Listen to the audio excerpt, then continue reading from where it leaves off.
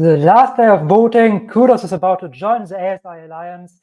Voting ends in about 40-45 minutes, and with it, it brings a lot of computing power.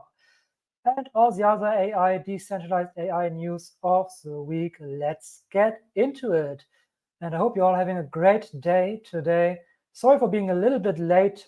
Today is also trading session day.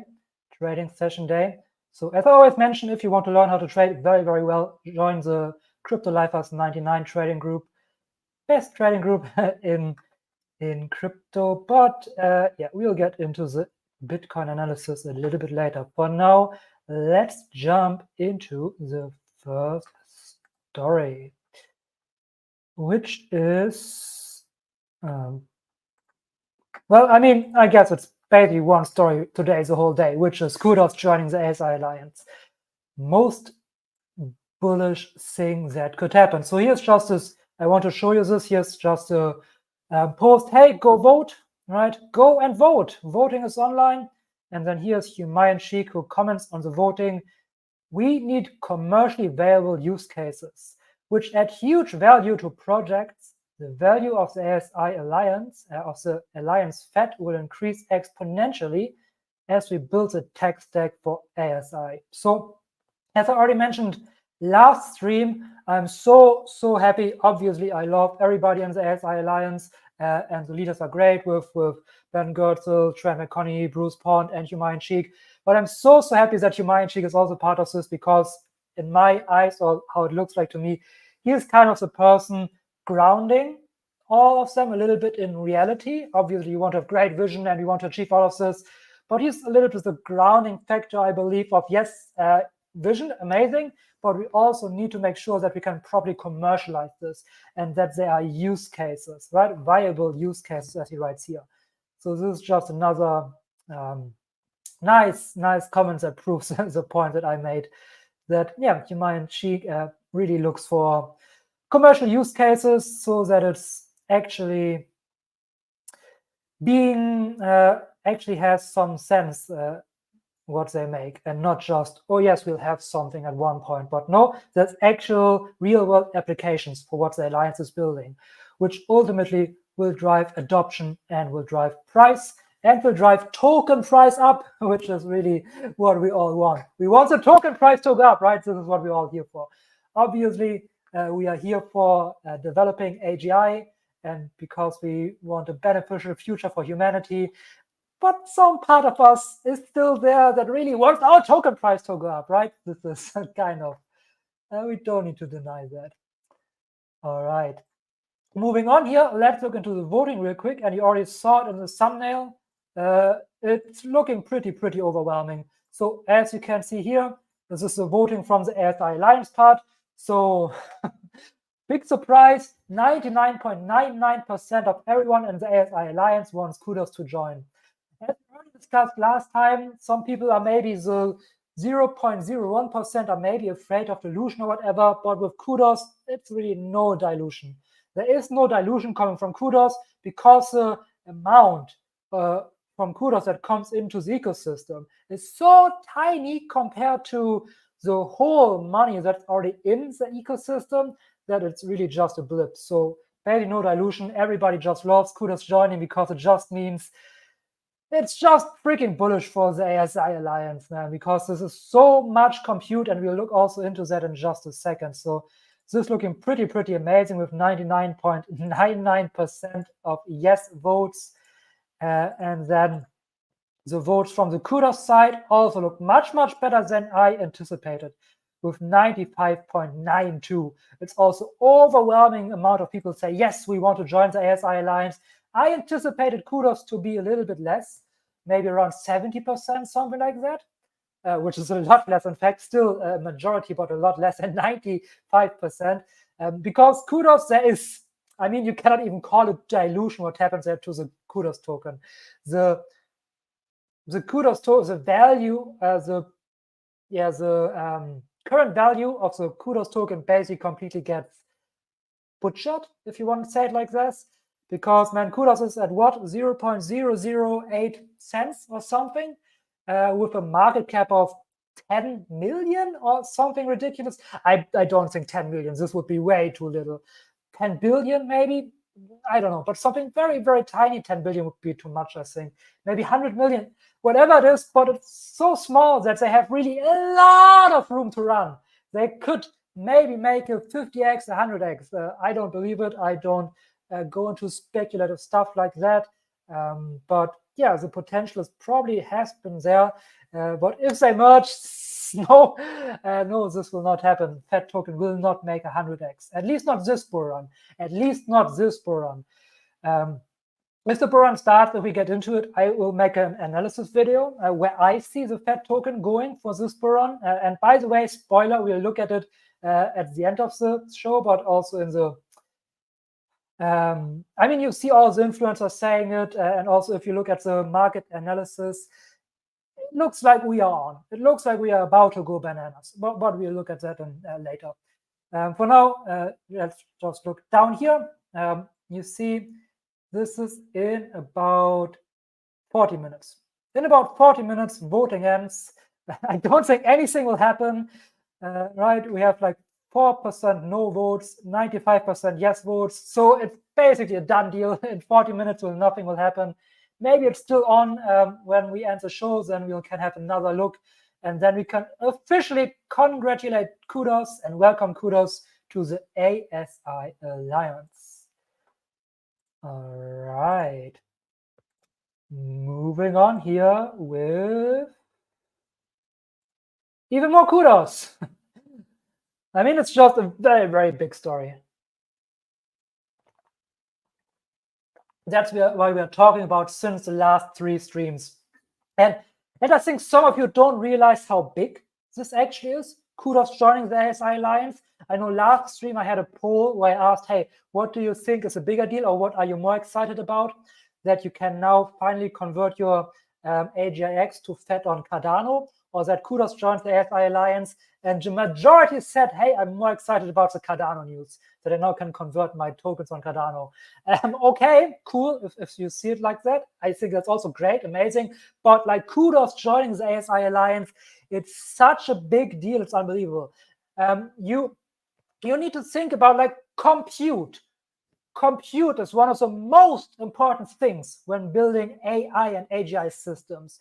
Look at what Microsoft and OpenAI are doing, what their server farms are looking like. They're incredible, huge server farms. Like Microsoft and OpenAI, and we talked about this a couple of weeks ago, announced like $100 billion server farm, right? $100 billion server farm that they are building. That tells you how big of a deal compute is when it comes to the development of AI systems. So yes, CUDOS joining the ASI Alliance and bringing all of this computing power with them is a big, big deal. I think in the later story today, we'll see it's about 200 million worth of computing power that CUDOS brings with it, which is freaking amazing. And another big deal is that this is not a centralized server farm. This is not centralized computing power. It's decentralized. Right? It's cloud computing decentralized. We'll also talk in one of the next stories, I think. First, we go through this one, and the next one is NuNet and CUDOS basically teaming up. And yeah, but let's get into this, and then you'll maybe realize how big of a deal it is that CUDOS joins the ASI Alliance, and why we talk about it since 3 streams, and why I am so excited about it. And oh yeah, by the way, I totally forgot. Hi there, Judy. Nice to see you. Also, always loved that you write in the chat. I really love to see it. Great to see you here. And hi there. And I will butcher your name again because we all think it's funny when I butcher names. So I'll just try it again. Savantariami. With the thickest German accent that you can imagine. Hi there, Savantariami. Namaste, my friend. Namaste. All right, let's get into the story. CUDOS as a member of the ASI Alliance, the next step in advancing decentralized AI. The ASI Alliance brings together like-minded innovators and visionaries who share a common commitment to the ethical and decentralized development of AI. Right, with Fetch, Ocean, AGIX, also SingularityNet, SingularityNet, and now CUDOS. And we already talked last time about how great CUDOS vision looks like, and also what CUDOS ethical considerations and fundamentals looking very, very good. The development and deployment of artificial general intelligence, AGI, requires immense computational power to train sophisticated models, run complex simulations, process large data sets, and more. Traditionally, these computational needs are met through centralized cloud providers, but this introduces bottlenecks, high costs, and risks of censorship and centralized control, right? What would we have there? Centralized cloud providers, obviously Amazon Web Services or Google Cloud. These are the two main ones, basically, and a couple of others. This is where CUDOS comes in. CUDOS offers a decentralized global computing network that aligns perfectly with our vision for democratizing access to AI infrastructure. And I get not tired of repeating it, but it's freaking decentralized global computing network. Decentralized. This is just freaking fantastic. Exactly what we want. So I'm so excited about this, and I'm so happy that CUDOS is joining. With access to high-performance GPUs such as NVIDIA H100s and A100s, again, I don't know which GPU is good, so I just take their word for it, at up to 50% less cost than traditional providers like Amazon Web Services, we can more efficiently direct resources toward furthering AI AGI research and development. All right. To achieve true decentralization, it's not enough to simply deploy decentralized AI models. Both the logical and architectural layers, including the underlying hardware, must also be decentralized to ensure full autonomy and democratization. Right? Obviously, every part needs to be decentralized, not just the voting process or whatever. If still the compute can be slashed, no good. By utilizing CUDOS decentralized cloud infrastructure, we are strengthening our sovereignty over the computational resources we rely on, reducing the risk of centralized control. This helps protect the integrity of our AI models, ensuring that they are not subject to censorship or supply chain constraints imposed by centralized cloud providers. And exactly this is why it's such a big deal that CUDOS is joining the ASI Alliance, and why we are talking about this since 3 weeks now. The potential merger with CUDOS will integrate seamlessly with spin-off projects like NuNet, creating a versatile distributed computing ecosystem. And this is what we'll jump right away into CUDOS and NuNet. And we also got this, I got this question last stream, is NuNet still important? Is NuNet still relevant if CUDOS joins?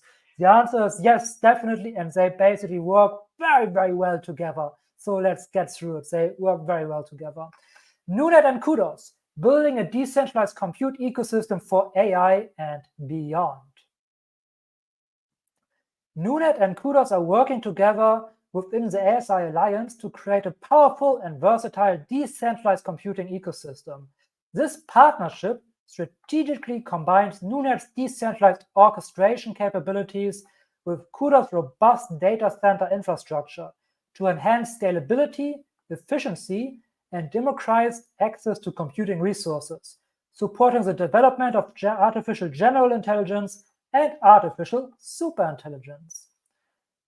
NuNet allows smaller contributors, such as individual users and small organizations, to participate in the ASI Alliance network by offering the unused computing power. So as you all know, with NuNet, I can partake, you can partake. Someone in Africa or wherever can partake. All you need is a laptop or a phone.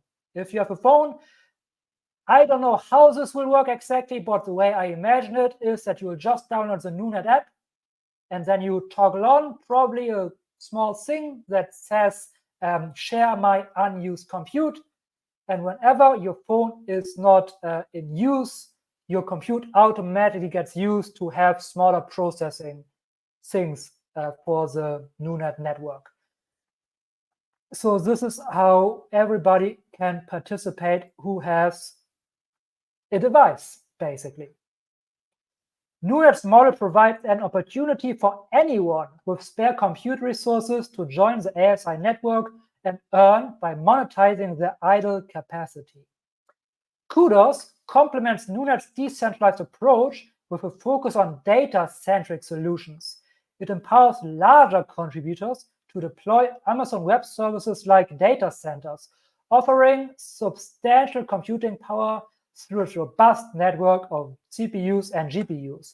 So again, Noonet, everybody, no matter how small, can participate, and CUDOS is basically, I really need a new microphone, and I'm working on it.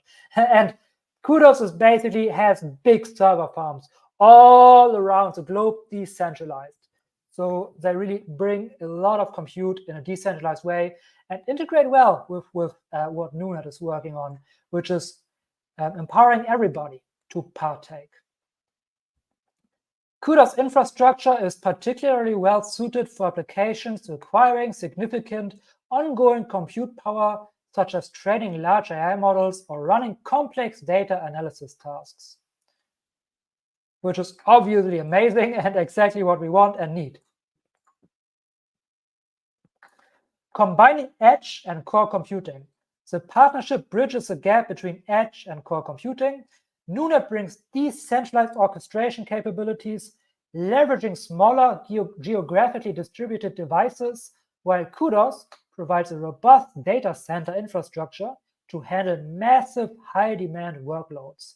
This combination allows the network to dynamically allocate tasks to the most suitable resources, whether at the edge, Internet of Things devices, or in centralized data centers. So this is also another thing that is amazing with combining CUDOS with Noonet. It's way more efficient. It's way more efficient. If you have, let's just say you have a person in Africa asking a question to ChatGPT, writing a prompt to ChatGPT. That question gets processed in centralized data centers.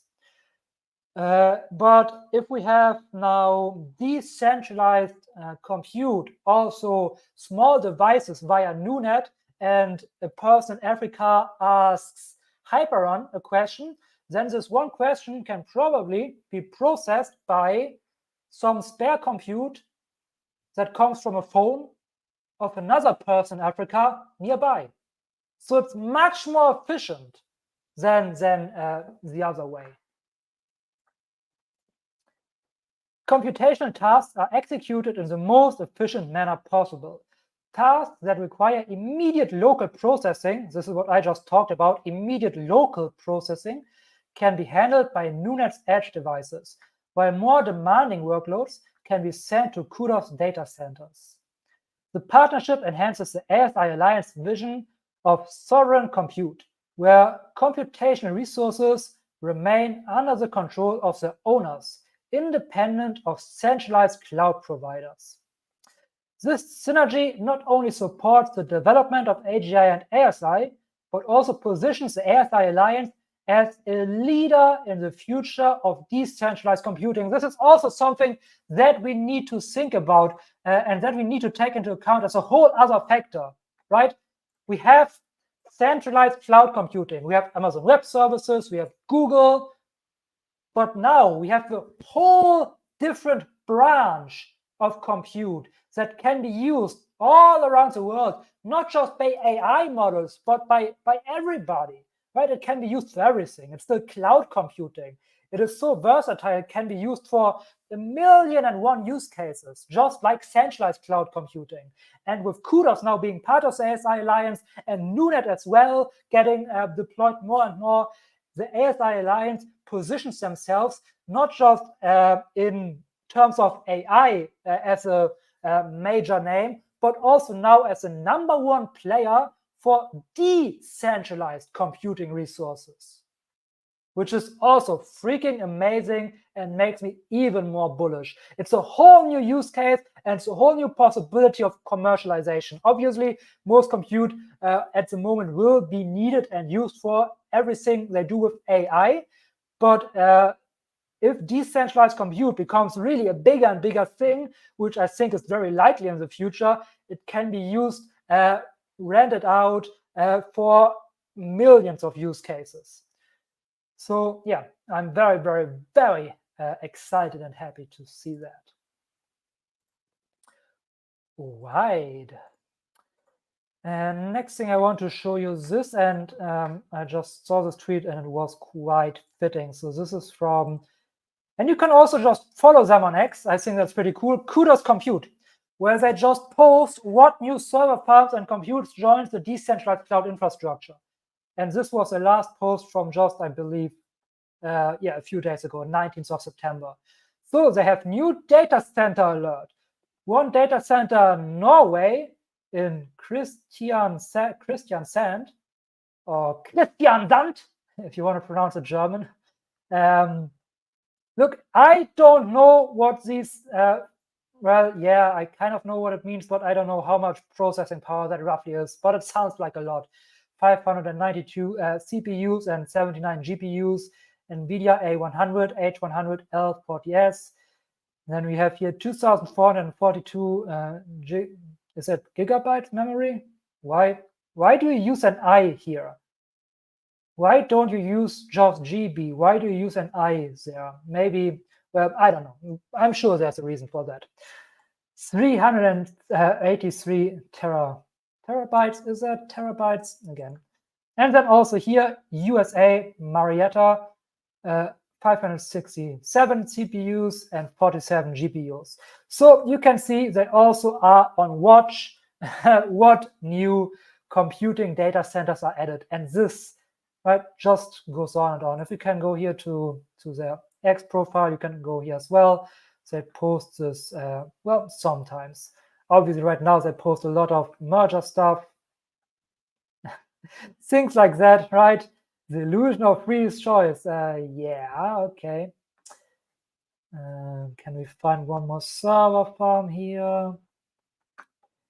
I know I've seen one more as I've been scrolling through that. Maybe I've already scrolled past it. Yeah, anyway, you can go here and search it for yourself. Taking too long now. So let's go back here. But definitely highly recommend you join the CUDOS Compute. How do you know it's the right one? It's followed by CUDOS. Okay, a wrong one will not be followed by CUDOS. It doesn't have a lot of followers, but it's still nice to keep watch over that. And all the server farms being added.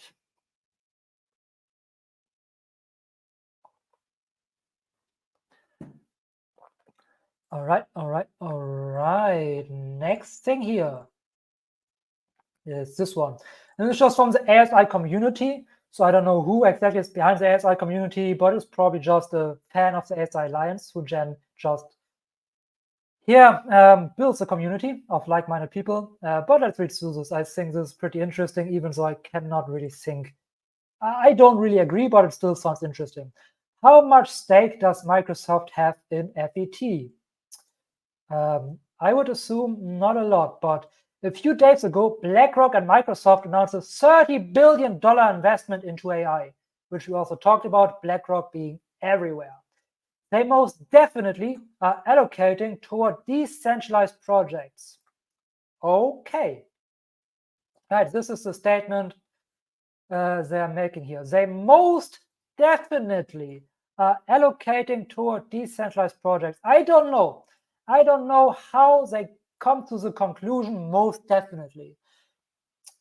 I mean, it's possible, but I personally don't think it's probable. Yeah.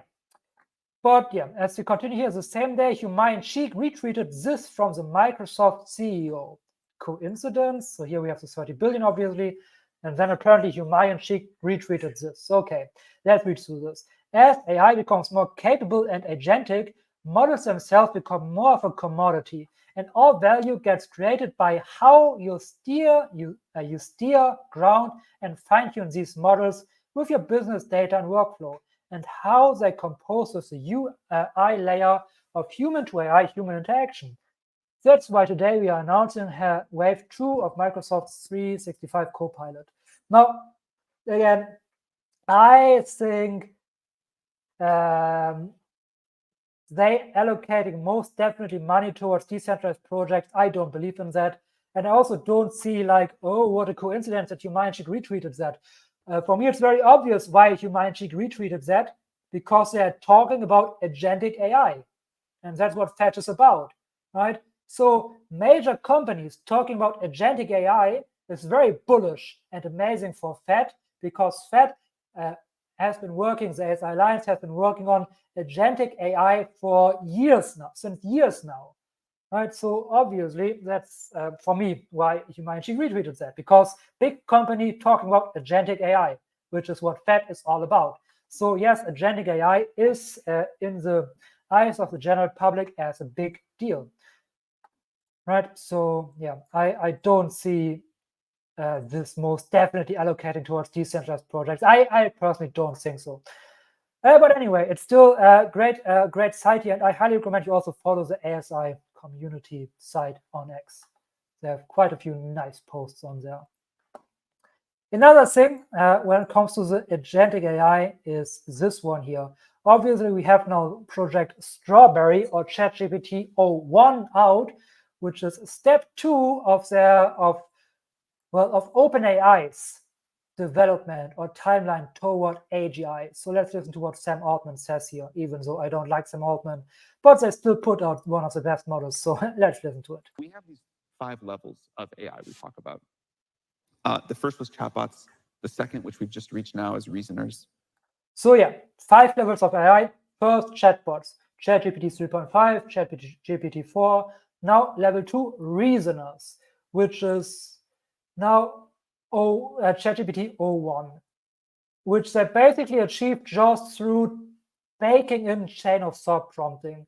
So yeah, anyway, let's watch a video. The third is agents. The fourth is sort of innovators, the ability to... So yeah, you have here the third is agents. Is agents. The fourth is sort of innovators, the ability to figure out new scientific information. And the fifth is full organizations. So this move from 1 to 2 took a while, but I think one of the most exciting things about 2 is that it enables level 3 relatively quickly after. And the agentic experiences that we expect this technology to eventually enable, I think will be quite impactful. We have these 5 levels. So Sam Altman expects that we will have agents with an OpenAI relatively soon. Obviously, whoops, what did I do? I want to go here. Obviously, we had agents within FET for quite a while. And yeah, when he talks about reasoners, right? All he basically did, or OpenAI basically did, was they now baked in chain of thought prompting. It's a little bit more complex than that, but in essence, they baked in chain of thought prompting into a ChatGPT model. Because for me, a reasoner, a model that really can reason, actually needs to have an inner world model. This is one of the biggest deals, at least in my mind, that needs to be there. And just because now chain of thought prompting is baked in, which enables the model to basically observe its own steps, which makes it very good at mathematical equations, does not mean that it has a world model, right? ChatGPT 01 does not understand what the world is, other than in the context of, if I put words together in that order, it makes sense. It does not understand what it means to actually lift an object up. It does not understand what it means to actually sit, stand, or speak. It does not understand what it actually means to move through the world and interact with other humans. It does not actually know how physics actually work in the actual world, other than what it knows from speech, from vocabulary input, and what words in what sequence make sense. So that's why I'm very, very, let's say cautious is maybe not quite the right word, but cautious when he says, yes, we now have reasoners. I would say you have a model that can reason much better, but I would not say you have reasoners in a way that I would like to see a reasoner, because I would like to see a reasoner reason from a fundamental understanding of what the world is and how the world works. And this model right now does not have this understanding.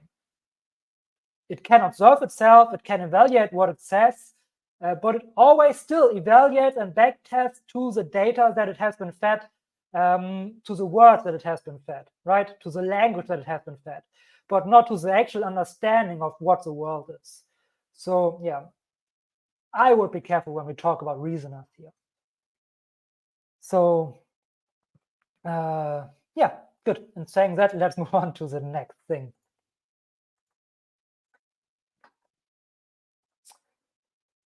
Basically just a couple of minor things here. Another post from Humayan Cheek where it says, first live implementation of AI agents, where we are at agents, it is real and working for events. Commercialization is coming. Now, Flock X basically made an agentic with FET agents model on an art competition, basically, that learned what you are interested in, so you don't have to walk through the entire competition and see a million different art stuff and paintings, but the agent basically could pull that for you and give you what you are interested in. Roughly that is what the agent did. And again, this is why what I love Humayan Cheek for. Commercialization is coming. This is what he's thinking about how can we make this commercially interesting for people? How can we build a product that people actually want to spend money for, so we can create a revenue stream, right? And in the end, exactly this way of thinking, this very business-oriented way of thinking. Because in business, the only question is, there are many questions, but basically, if you are in business, the one and most important question is, what is the shortest way to money, right? How can I get money fastest? Because every business only can live through a flow of money. It basically is oxygen for your business. That's what money is. So I love this way of thinking for Humayan Cheek, and I believe this way of thinking is also something, together with the amazing vision and everything, but this is an amazing fundamental that will enable the ASI Alliance to go very, very, very far. All right. And then another minor post from Humayan Cheek that I just found very interesting, that he said here, I'm feeling a lot of quantum energy. Okay, Humayan. Okay. Quantum energy. What are we talking about here? I think it was just interesting tweet, very noteworthy. Now, quantum computing is on its way. I don't think we'll see it soonish, very commercially available in a way, in a capacity that makes sense. But this tweet from Humayan, yeah, let's see what's coming up in the ASI Alliance. I just wanted to point your attention to this because I thought this was an interesting tweet, and because there's not a lot else going on. There's not a lot of other things going on. Because this was basically it. This was basically it. So it's 10 minutes and the vote is over. If you don't want to stick around for the vote and for the Bitcoin price update, then don't forget to leave a like. Next week, I will be here again on Wednesday. Yes, next week, Wednesday again. And for everybody who wants to stick around, let's jump into Bitcoin. And I mean, there are many influencers saying, oh, we now entered the or we are just about to explode. We entered the bull run. It's about to rip like crazy. And I usually take that as bearish sentiment. The more people say, hey, yes, we are bullish, the more bearish I get, usually. I use it as reverse indicators. But if we look at how it all shapes up, and also in my trading group, so again, join the 99, Crypto Lifer, best trading mentor, best chart analysis I could ever recommend. It's freaking fantastic. You basically print money in there. Everything I'm talking about here, not financial advice. Don't make your own research. Make your own research. Don't take what I'm saying for the fact. Yada yada yada. You know the drill. But yeah, it actually looks like we are about to go bananas. No, I need my chart here, so let's go into a different Bitcoin chart. I need my drawings. Let's use Coinbase, whatever. So it really looks like we are about to go bananas.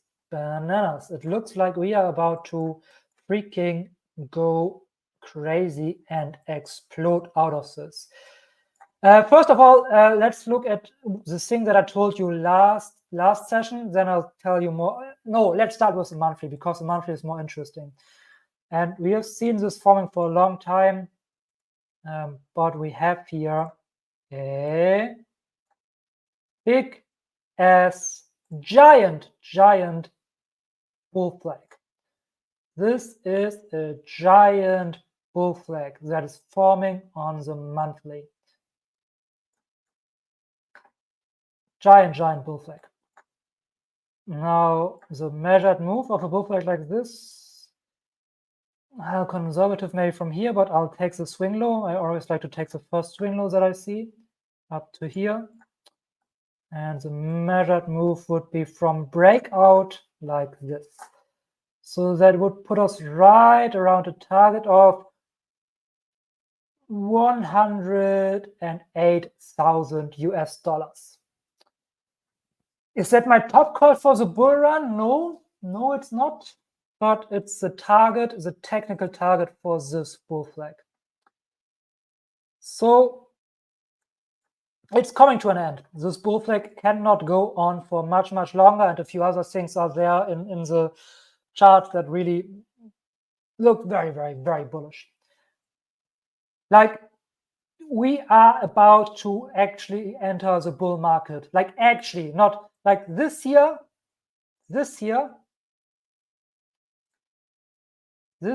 was not really the bull market. This was just the normal rise up to the halving. This here, right? This here is the equivalent of this, right? This is the equivalent of this. And we are about to see, right, then we have a lot of chop here, and we are about to see this.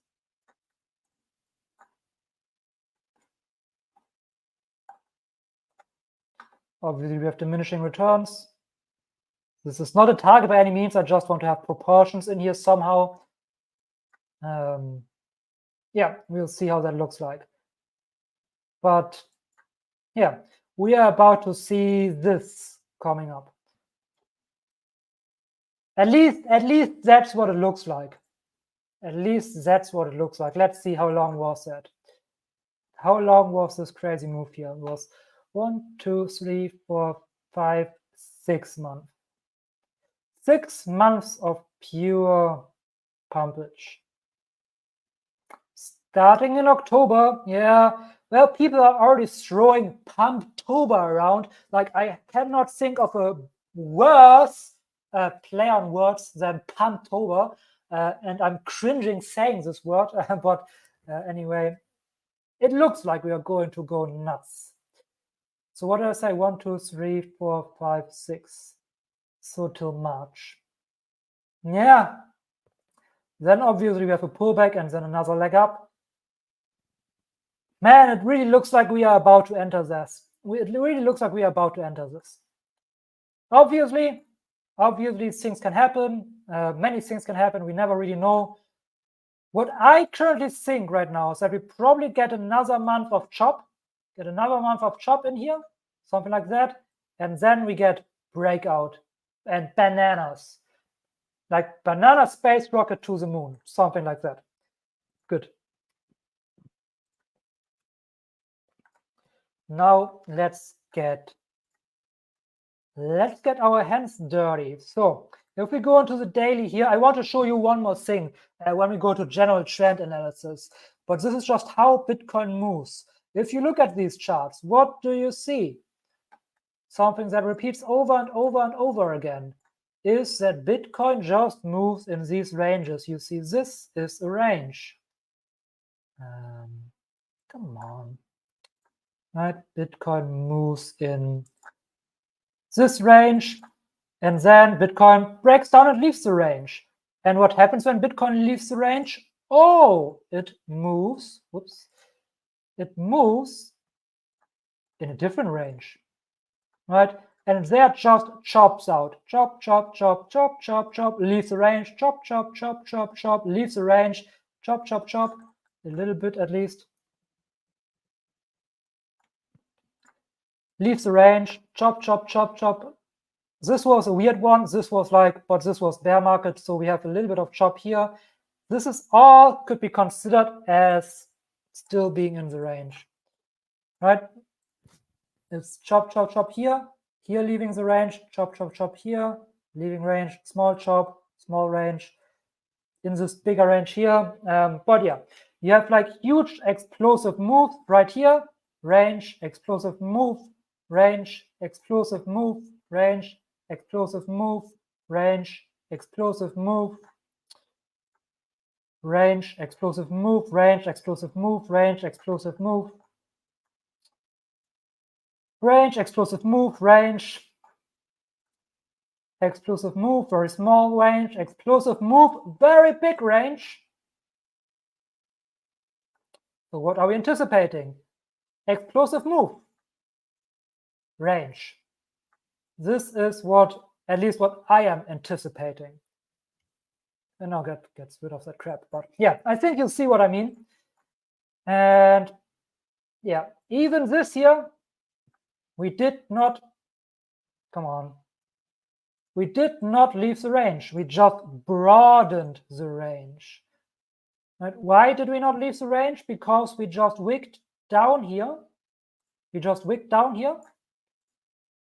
And then we jumped right back into this obvious range. So yeah, we just broadened the range. And it looks like we are about to explode and leave this range. So let's get into the 1 hour and let's look at what we talked about last week. I said, man, no, I want to see my days. I said, man, I really would like to see this next week start. No, I said, as we were here on Wednesday. So we met last Wednesday, right? Or was it a different day? No, it was Wednesday. Right, we met here on Wednesday. And I was like, I don't like this. Monday kind of not doing much, and then Tuesday pumping. I would have loved to see Tuesday taking this liquidity down here and then explode. So what I anticipate is we will probably see from here, we'll probably see a dump and then explode. Did not happen. It did not happen. Obviously, I just make trend analysis, doesn't mean it's right 100% of the time. It meant that I didn't have a trade because I was waiting for it to come down here. And I'm still waiting for it to come down here because it just looks too juicy. And I will go into a big, big, big long if we come down here. But yeah, it did not happen. It just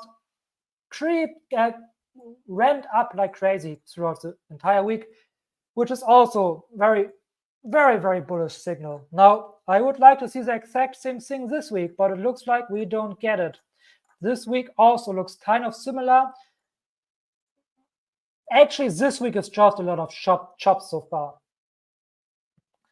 which is actually not that surprising considering it's the last week of the month. But yeah, this is we don't need to get into these trading concepts. What I really would love to see is still the same thing that I would have loved to see last week. So right now, what we are seeing here is we have a beautiful double bottom down here. Make that in my beautiful green here. This is a beautiful, beautiful double bottom, which I want to get, but we have another beautiful double bottom right here. And what I really, really, really would love to see rated is all of this juicy, juicy liquidity down here. You see that? Everyone's and their mothers and their grandmothers' stop losses are down here. Everybody who is remotely bullish on Bitcoin and in whatsoever kind of along, their stop losses are down here. And once price will creep down here, they will put their stop losses here. And when price creeps down there, they will put their stop losses down here. They will not get, a few will get liquidated right there, but they will move their stop losses. Why? Because this, what you see here, is beautiful, beautiful resistance, right? It tells the trader resistance. There's a resistance trend line. We will never go below here because it's such a strong resistance. No way we are ever coming down here. If anything, we are going to retest the resistance, bounce off it, and then we shoot up. Except they are wrong. They are very wrong. It's not resistance. It's bait. It's bait, and everybody who has their stop losses down here will get robbed. At least that's what I hope. I don't hope that people will get robbed, but I hope that it gets down here. Because down here, I will enter a big, big, big, giant long when it comes down here. Now, I will already enter a long in here and enter a long in here. If it follows my model, how I enter, we can talk about this on another day. But down here, I really enter with probably double what I normally enter, because this just looks so juicy, man. And where will we go? What is our target? Yeah, for sure, this double top here. We kind of even triple top if we take this one. We did not quite get there, right? As you see, we did not quite get there. Now, why did we not really fully get there? Probably because up here there are not enough stop losses yet. So not enough people trade shorts, right? If you trade a short, your stop loss is up here.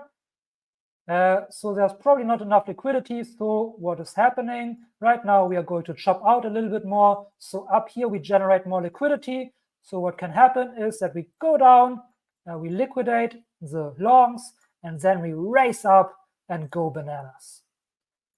This is what I see happening, not this week, though. I would love to see it this week, but I believe this is how, I mean, if this happens this week, man, we are really freaking bullish, and next month will probably expand like crazy. But I see this happening probably for the next month. For this week, I expect chop. I expect us to chop, and here maybe even go here, but in essence, this will be chop. And then at one point next month, we'll probably go here, take that liquidity, and then go to the freaking moon and beyond. Not financial advice. I have no idea what I'm talking about. Doesn't need to happen. Everything can happen. Bitcoin can crash at any moment, but it just looks like it's about to do. It just looks like it's about to do that. It just looks like it. And by the way, as we just have seen in the higher time frame, it's the exact same thing in the smaller time frame. You see that? Do you see that? What we have here? The exact same thing as in the higher time frame.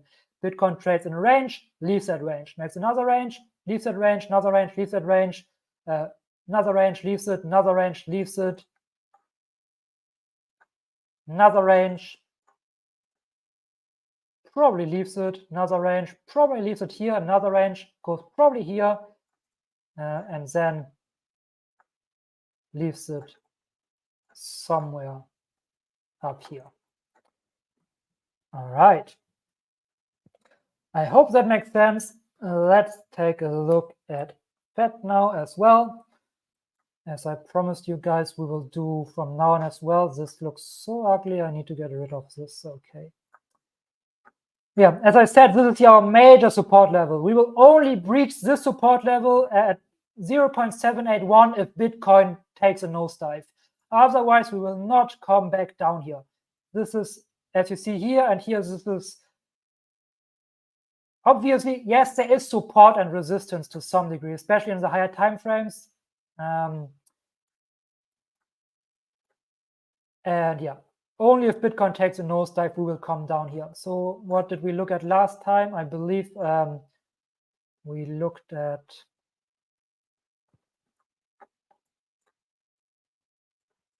where are we? All right.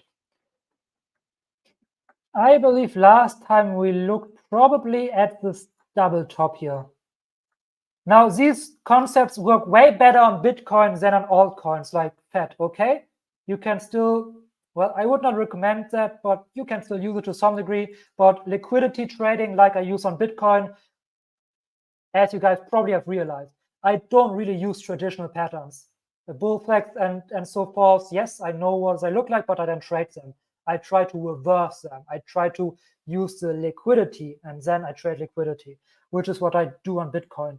It doesn't work that well on altcoins. It also works, but yeah. Here it definitely worked. I believe we looked at this double top and it got rated, just like I said. At least I believe this was this double top. Was it that double top? Maybe I need my days after all. All right. Where were we last Wednesday? Yes, last Wednesday we were here. We were chopping out here. So it was this double top. Yes. And it got rated just like I told you. Now, how can you get into this? The way I would get into this is I would search for a double bottom. And you can see a very obvious double bottom right here. And I would wait for this double bottom to get rated. And then you get into the trade. Actually, let's make that a little bit clearer.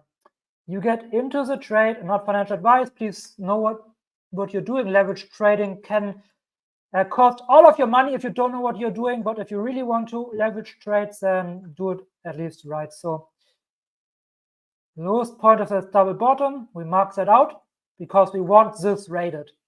And as soon as this is rated, you basically can get into a long all around here. Obviously, you need your stop loss, a proper stop loss. I would have set my stop loss probably here. So stop loss right here, right below there. Right? There's your stop loss. Because if it goes further down, then you are wrong in your analysis and you don't want to be in the trade.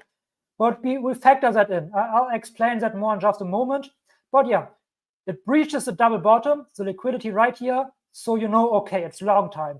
You are searching for a model if you want to refine. But if you don't know what you're doing and you just want to make a couple of bucks, as soon as we take this double bottom, wherever you feel it looks good, just get into a long, as long as your stop loss is down here. If you do that, you will win more than you lose. Definitely on Bitcoin. All right. And then we go up, we take this double top. Where's your first take profit? Now your first take profit is the lowest point of the double top. So right here, because it might only get there, right? As you see here, this one just got here and then it went down. So it doesn't have to come back up. So your lowest point, your first take profit should be here. And right here, you take 70% of the trade. And this is a respectable trade. Let's say you see it goes, oh yes, we just took liquidity. I just immediately jump in. I don't care about refinement, whatever. I immediately jump in. I don't care that I'm briefly negative because I have my stop loss down here and it's all factored in with my risk management, which we'll talk about in a moment. And then we get up here. 12 freaking percent. 12%. And now trade that on 100x, you have 120%. Trade that on 200x, and you have 240%. Ain't that, this is freaking amazing trade, a freaking amazing trade. Now let's talk about risk management here for a second. If we form a trade, let's take our long position here and go right here. Whoops, here's our long position. You have your stop loss right here, and you have your take profit right here. Actually, not a very good trade. I probably would not have taken that because, as you can see here, the ratio's basically around 2. Now, if you have a model to get into here, you can refine that, and you can put your stop loss closer. But if you don't have a model, if you just trade blindly, let me see if we can put the stop loss somewhere else. I mean, maybe you could justify it here, but I don't really like that. I really would put it down here. I really would put it down here. So ideally, you're searching for trades that are 3-to-1. This trade here is 2-to-1. We are in a very bullish environment, so maybe that's fine. You need to decide your risk. I probably would have not taken that. In fact, I don't trade altcoins at the moment anyway. I just want to frame for you how you could take profits. Obviously, we went up much, much higher, but this is not guaranteed, right? We aim for the low-hanging fruit, and we want that to be a 3-to-1.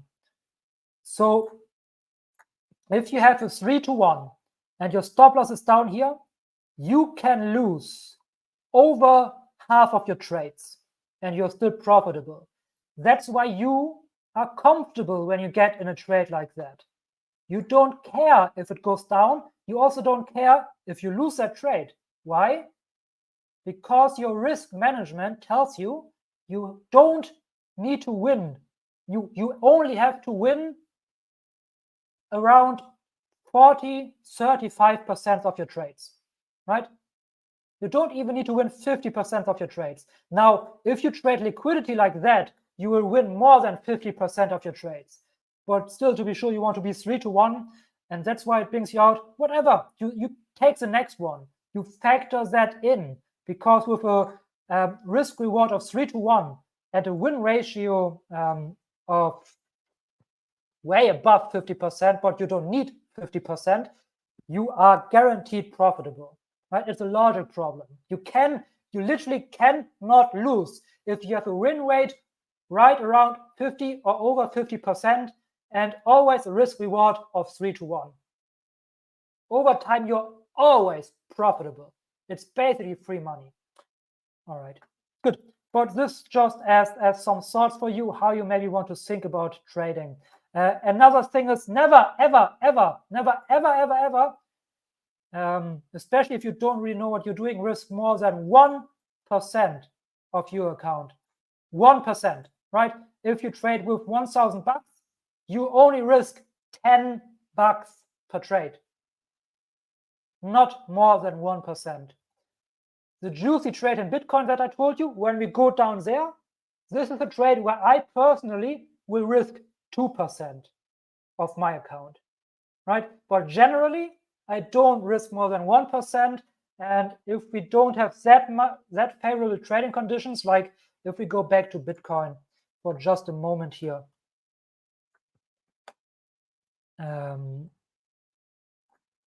No, not the index, Coinbase. Yeah, so this double bottom here, right? This double bottom is a 0.5% trade. I would risk 0.5% here and here. But if we get down here into this really, really juicy, where is it? You know what I'm talking about.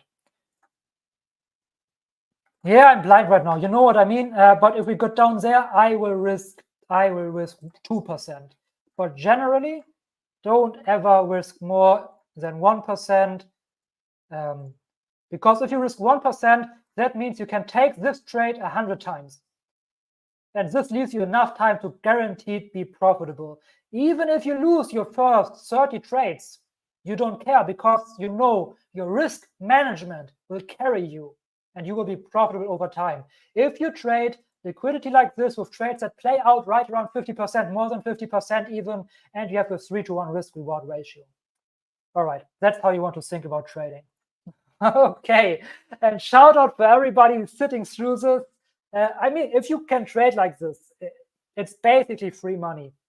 It's basically free money, and that's why I love it. Good, let's take one last look into the proposal right here. It's over now. Let's refresh the page. Let's see how it looks like. Voting is done. At least I believe it's done. Yes, it's done. And with 95.92%, it's an overwhelming yes. So welcome, CUDOS. We love to have you as part of the ASI Alliance. Great to welcome you here. Amazing that you join us. This compute, man, all of this together, all these 4 companies, it's just fantastic. And I'm really bullish and excited to what is about to come next. All right. Thank you, everybody, for being here. Thank you for spending your time with me. Next week, I'll see you on Wednesday again. Don't forget to leave a like on your way out. This week, I will not have a regular video. Next week, probably, I will have a breakdown of CUDOS. If not, I will have a breakdown of the conversation of David Hansen from Hansen Robotics. But this is generally how the next 2 weeks look like. David Hansen from Hansen Robotics and breakdown of CUDOS. So these are the next 2 videos that you'll get. Enjoy the rest of your day. Thank you so much for being here again. And I'm seeing you next Wednesday. Have a good one.